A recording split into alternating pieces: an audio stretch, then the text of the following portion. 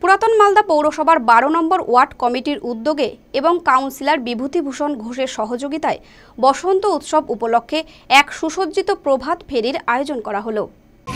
জাতীয় সড়ক হয়ে যাচ্ছে, আপনারা রাস্তা দুধারে দাঁড়িয়ে বসন্ত উৎসবে প্রভাত ফেরিতে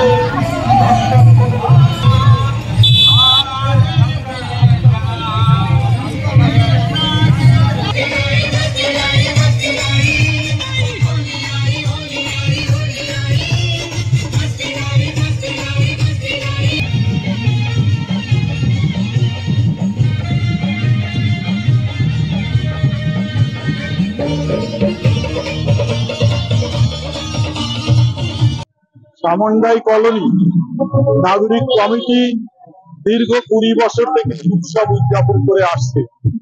এই বছরও আমরা এই উৎসব উদযাপন করছি। দোল উৎসব বাঙালির রঙের উৎসব আমরা বলতে পারি। ভগবান শ্রী চৈতন্যদেব তার পদাঙ্ক অনুসরণ করে এই উৎসব উদযাপন হয়। আমরা দেখেছি ভগবান শ্রীকৃষ্ণ এবং রাধারানী তারা বৃন্দাবনে এই উৎসব রঙের উৎসব শুরু করেছিলেন।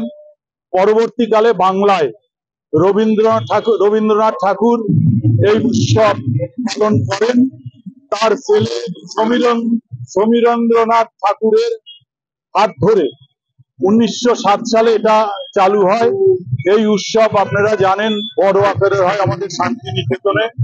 এই উৎসবের প্রাক্কালে আমরা একটা কথাই বলতে চাই 12 নম্বর ওয়ার্ড নাগরিক কমিটির পক্ষ থেকে, এই উৎসব রঙের উৎসব, এই উৎসব ভেদাভেদ উৎসব, এই উৎসব ধর্ম নিরপেক্ষতার উৎসব, এই উৎসব গণতন্ত্রের উৎসব,